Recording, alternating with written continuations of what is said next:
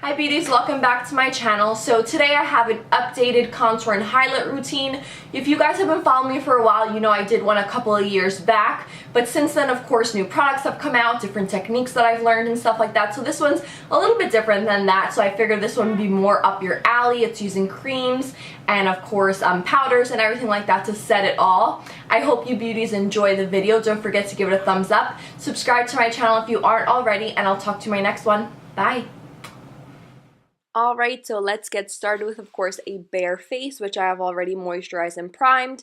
Next, I'm taking my Makeup Forever HD Stick Foundation. I feel like this is ease application. It does produce a medium to high coverage, so that works great for this type of look. Since I mentioned this isn't going to be an everyday type of look, it's going to be something more when you're going for a full face glam look. Then I'm just going to be taking this brush and packing it in. I don't like to do any long swiping motions because that's of course just going to remove the foundation, and we want to make sure it gets packed on and stays in the areas that we applied it. I do apply some of it under my eye area. It basically just depends on the day. Sometimes I do, sometimes I don't. And then of course continue on blending the rest of the face. Next, I like to go in with contouring next, and that's going to be using a concealer, which is in the deepest shade that they have from Nars, to of course contour all of the areas that we want in the face. And just excuse if you hear little Miss Mila in the background. It is of course extremely difficult to keep her quiet when we're over here. So like I said, I'm just contouring. I like to do like the temple areas, of course my cheekbones and the nose area, and then I'm blending it out with this dual fiber brush. This way it's nice and smooth and gives it like an airbrush type of finish. Now, as you guys can see, just the blending takes a lot of time because you want to make sure you don't have any type of harsh lines. And depending on your skin tone, you're going to want to go about, I would say, 2 shades darker than your actual skin tone when applying the contour shade. I do use a concealer because I feel like they are easiest to blend out. They're a little more creamy, and that being the Nars one being on a stick, it's just so much easier to apply basically those straight lines on the areas of your face. Now for the nose, you want to be really careful because you of course don't want people to notice that you have like these harsh dark lines on these sides. So I like to use a dual fiber brush, and then you're going to see here that I really go on in there, and then I just take my finger to further smooth it out and blend. Now for this next step, this is just basically a fast forward quick process of how I cover my dark circles. If you don't have dark circles, then of course skip this step. I'm just doing my whole 3-step process, which you could watch in depth on my how I cover my dark circles video. Like I said, here I'm just fast forwarding through it all. And as you can see, I'm just taking my beauty blender and further blending it out.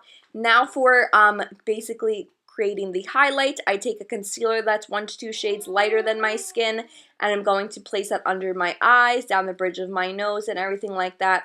I like to do the contouring first because if there's any type of mistakes, it's much easier to clean it up with the lighter shade than it is if you do the highlighting first and then the contour. That's just my personal preference. That's what I feel has worked best and easiest for me. Especially if you're a beginner, you tend to make more mistakes than not. So doing it this way just I feel works best and helps you fix any of your errors that you did.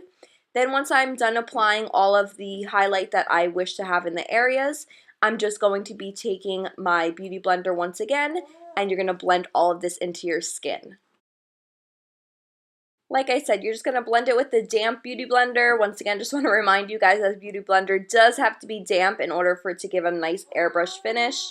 I do not think I'm going to get through any of this voiceover without you hearing Mila in pretty much every clip. She's playing in her playmat in front of me here, and she likes to be a chatterbox. As you guys can tell, the majority of the time is spent just as it was with the contouring, the blending, of course, what takes the most, because you just want to make sure you're making your face look like it has natural highlights and contours in it. Then we're going to set everything. We're going to take the Mercier Eye Brightening Powder, and all of the highlighted areas I'm going to be setting with this powder. Okay, so like I said, setting all these areas, now we're going to, of course, set the contour areas. First, I like to go in with a bronzer, so I'm using my Makeup Forever HD. Mila, what are you doing? Are you interrupting? Then, yes, like I said, we're placing it all in the hollows of the cheek and the temples to give it first the bronzing. And the reason that I do the bronzing first is because you definitely could skip this step and go right into your contour shade. But like I said, I don't like anything to look too harsh. I do like for something to look more natural. So I noticed going in with a bronzer on this really big dual fiber brush, it helps it to look more blended. This way the colors transition nicely on the skin.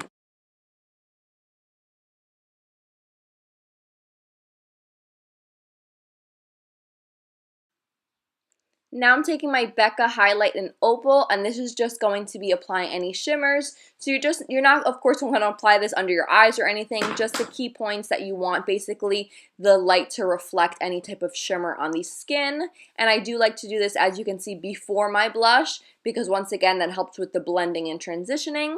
Now I'm going to go in with the actual contour shade. This is from the Anastasia Contour Kit, and it's in the color Fawn. As you can see, I'm using a brush that's much smaller because I want to get in the hollows of the cheek. And this time, instead of the bronzer, how I brought it up closer to the lip area, I'm only applying it from the end of where my brow ends up into where my ear starts. And finally, just finishing off with my blush, as you normally would apply, you're going to apply that all on. I hope you guys enjoyed this mommy takeover voiceover when Mila was in the background. As always, thanks for watching. Bye!